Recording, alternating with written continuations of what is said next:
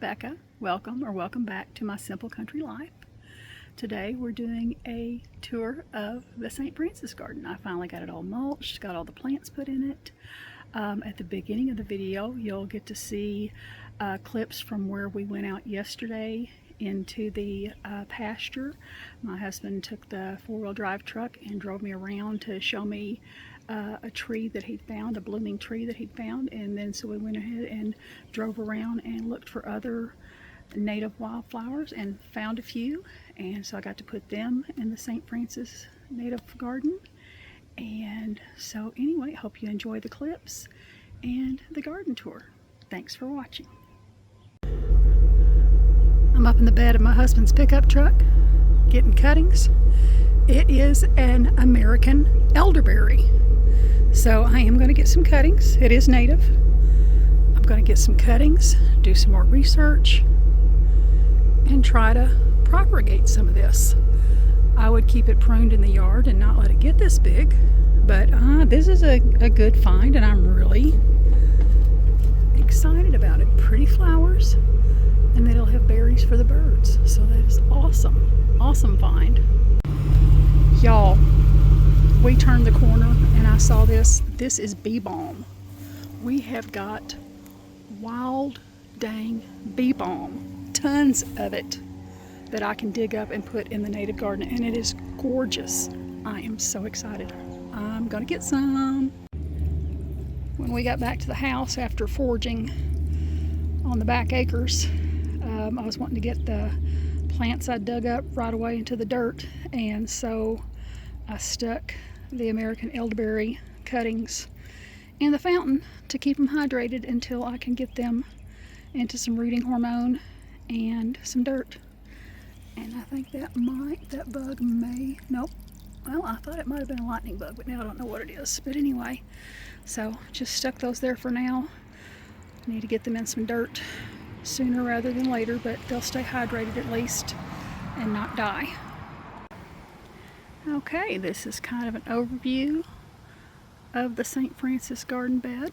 It is my largest garden bed. I was a little bit over ambitious and bit off almost more than I could chew, but we're doing pretty good.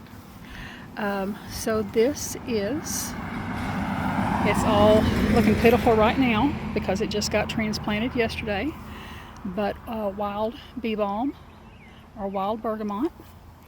Down here we have the Missouri maiden bush.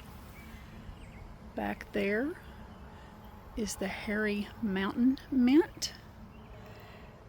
This little plant here, there's one there and one on the other side. I do believe that's the plains coreopsis. There's some more of the wild bee balm. The bottle tree is still looking nice and beautiful blooms. And here's some more of the wild bee balm. Let me get you closer to this. These aren't looking quite as pitiful. I mean, they're still droopy and unhappy, but it's going to be glorious when it perks back up. Pretty sure that back there is a weed. And I do still need to do some weeding in this garden, so, I mean, I've done a lot. I need to do some more. Alright, so down here we have 3 coral bells and some weeds. We have our bluebird and our fountain. We have American beautyberry. Back there we have a white sage. That is my wild prairie rose. I don't think that's the exact name of it. Sorry about this. It is climbing prairie rose. So it is the climbing prairie rose. And it is putting on some growth. I think I am going to probably paint this this little trellis so it shows up a little better. I just got to decide what color to paint it. Down here we have a Missouri black-eyed Susan, another Missouri black-eyed Susan, and in the middle an orange coreopsis. Back there we have, I don't know if you can even see it, some more of the hairy mountain mint. I just love that name. I think that's funny. Let me get out of here without tripping over anything. That bicycle I got for $5 at the thrift store. I just thought it was cute, and for $5 I couldn't pass it up. Here we have 2 calamint and a cardinal, and that's, I believe, the 3-leaved sedum is what it was called. Up here we have some wild stonecrop, which is also sedum, and some salvia. And then we have this wine bottle, and down here, what it is in, it's called a Terra cotta plant spike. And I had showed them to my sister, and that it was a good way to, recycle bottles. And so she had me send her the link, and she ordered some for me and had them delivered to my house. So that'll be good for all my planters to help keep them watered. And I'll post a link below for those in case you're interested in trying them out. You soak them for an hour in water, and then you push them down into the dirt, and then you, of course, fill your bottle up with water and just tip them into it. And I found out you do not use the bottle to push the spike lower into the dirt because it will crack it. And you do not want to do that. So we have a friend visiting. Okay, here we have the purple poppy mallow. We have 3 of those. 1, 2, 3. And this one has a gorgeous bloom on it and a bud. Back there we have wild bergamot, and that is also a variety of bee balm, which is funny because then right behind it I have the bee balm that we pulled out of the yard planted.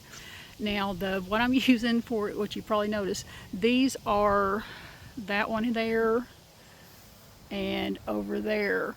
Those are 3-tier plate racks that I found at the thrift store, and I thought, well, they'd be good for, holding stuff up and acting like a little, whatever they're called, like a little cage to help give support. So I just did that. Back there we have common milkweed. We have an aromatic aster. Pretty sure that's a weed I need to pull. I need to Google and see. Okay, we have a whole bunch of different types of coreopsis because I love coreopsis. So there's a coreopsis. There's a coreopsis that's not very happy. There's one of the 2 eastern redbuds. Back there is a purple milkweed. Here we have a star tick seed. This rudbeckia is not doing great, but it'll do better. We have yarrow and yarrow, and this is actually new vintage yarrow. So it would be what is called a nativar. It is a cultivar of native plants. And since I need to fill up this bed, I had them, I'm putting them in here.